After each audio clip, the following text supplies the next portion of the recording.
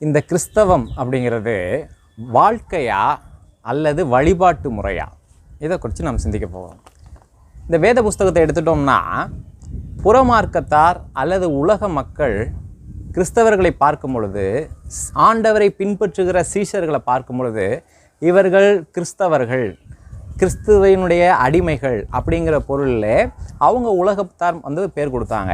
ஆனால் புதிய ஏற்பாட்டில் 200க்கும் மேற்பட்ட முறை சீஷன் அப்படிங்கிற வார்த்தை வருது. அந்த சீஷன் அப்படிங்கிற வார்த்தைக்கு என்ன பொருள் அப்படின்னா, கற்றுக்கொண்டு, இயேசு கிறிஸ்துவனிடத்திலே கற்றுக்கொண்டு பின்பற்றுகிறவன் அப்படின்னு அர்த்தம். அல்லது இயேசு கிறிஸ்துவை பின்பற்றும்படி இயேசு கிறிஸ்துவனிடத்திலே வந்து கற்றுக்கொள்ளுகிறவன் அப்படின்னு சொல்லி அர்த்தம். அப்போது இன்றைக்கு கிறிஸ்தவர்கள் எண்ணிக்கையிலே, மத ரீதியாக எண்ணிக்கையிலே பெருகியிருக்கலாம். ஆனால் தேவனுடைய பார்வையிலே யார் இயேசு கிறிஸ்துவை உண்மையாகவே விசுவாசித்து அவருடைய பிள்ளைகளாக மாறி அவரை பின்பற்றுகிறார்களோ அவங்க தான் மெய்யான சீஷர்கள். அப்போ இந்த கிறிஸ்தவம் அப்படிங்கிறது ஏதோ ஒரு வழிபாட்டு முறை அல்ல. நீங்கள் ஒரு மதத்தை தழுவ வேண்டும் அப்படின்னு ஒருத்தர் விரும்பினார் அப்படின்னு முடிவு செஞ்சார் அப்படின்னா, அந்த மதத்தில் இருக்கிற சில சடங்குகளை நிறைவேற்றி அந்த மதத்தினுடைய வழிபாட்டு முறையை பின்பற்றணும், அவ்வளோதான். ஆனால் கிறிஸ்தவத்துக்கு இது பொருந்துமானா? பொருந்தாது. காரணம், கிறிஸ்தவம் ஒரு வழி, ஒரு வாழ்கின்ற வழி, தேவனோடு உள்ள உறவை பெற்றுக்கொள்வதற்கான வழி.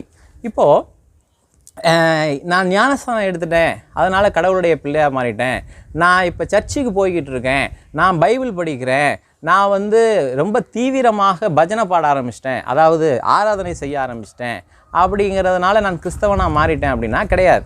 கிறிஸ்தவத்தை அவங்க தப்பாக புரிஞ்சுக்கிட்டாங்க அப்படின்னு சொல்லி அர்த்தம். இப்போ நாம் கேட்க வேண்டிய கேள்வி என்ன, இந்த கிறிஸ்தவம் அப்படிங்கிறது வெறும் வழிபாட்டு முறையா அல்லது வாழ்க்கை முறையா? நம்ம யோசித்து பார்ப்போம். ஒரு வசனத்தை உங்களுக்கு வாசிக்கிறேன். 1 பேதுருவின் புஸ்தகம் 3வது அதிகாரம் 13வது வசனத்தில், நீங்கள் நன்மையை பின்பற்றுகிறவர்களானால் உங்களுக்கு தீமை செய்கிறவன் யார்? அதாவது பேதுருங்க என்ன சொல்ல வர்றாருன்னா, நீங்கள் வாழ்க்கையின் ஒரு தீமையான சூழலை கடந்து செல்லும் பொழுது, வாழ்க்கையில் நெருக்கடியான சூழ்நிலைகளில் நாம் ஜெபத்தின் மூலமாக வெற்றி, அப்படி மட்டும் கிடையாது.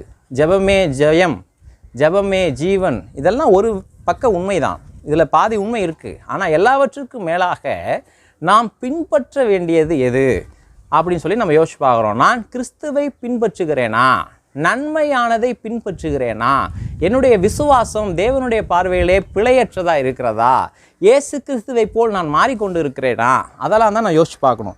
2 பேதுருவின் புஸ்தகம் 1வது அதிகாரம் 16வது வசனத்தில், நாங்கள் தந்திரமான கட்டுக்கதைகளை பின்பற்றுகிறவர்களாக அல்ல அப்படின்னு சொல்லி நம்ம வாசிக்கிறோம். அப்படின்னா என்ன அர்த்தம் அப்படின்னா, ஒரு ஊழியக்காரன் சொல்லுகிற தந்திரமான கட்டுக்கதைகளை, மேடையிலிருந்து ஒரு ஊழியன் அடித்து விடுற எல்லா கதையையும் கையில் நான் பைபிளை வச்சுக்கிட்டே நான் நம்பலாம்.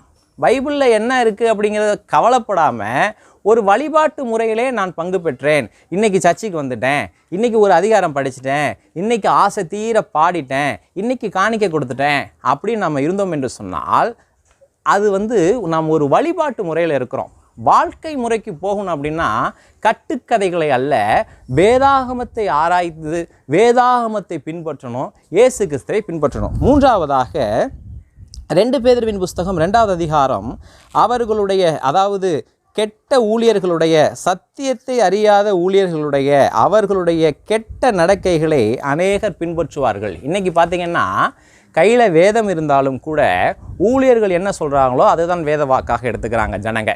காரணம், அந்த வழிபாட்டு குறியீடாக, அந்த மார்க்கத்தின் குறியீடாக தேவ ஊழியர்களை ஜனங்க பார்க்குறாங்க. இன்னும் சொல்ல போனால் அவர்களுடைய கெட்ட நடக்கையை அவங்க பின்பற்றுகிறாங்க. இயேசு கிறிஸ்துவையும் அவங்க பின்பற்றலை, வேதாகமத்தில் இருக்கிற சத்தியங்களையும் அவங்க பின்பற்றலை, மெய்யாகவே இவங்க இயேசு கிறிஸ்துவிட்டையும் வரலை, மெய்யாகவே இவர்கள் இயேசு கிறிஸ்துவனிடத்தில் கற்றுக்கொள்ளவும் இல்லை.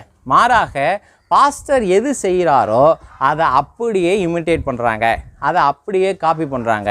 நம்ம இன்றைக்கி யோசித்து பார்ப்போம், நான் வாழ்ந்து கொண்டிருக்கிற கிறிஸ்தவ வாழ்க்கை வழிபாட்டு வாழ்க்கையா அல்லது வாழ்க்கை முறையா? ஒருவேளை அது வாழ்க்கை முறையாக இருக்கும் என்று சொன்னால், நான் கிறிஸ்துவையும் அவருடைய அடிச்சுவடையும் அவருடைய வார்த்தைகளையும் பின்பற்றுகிறவனாக இருப்பேன்.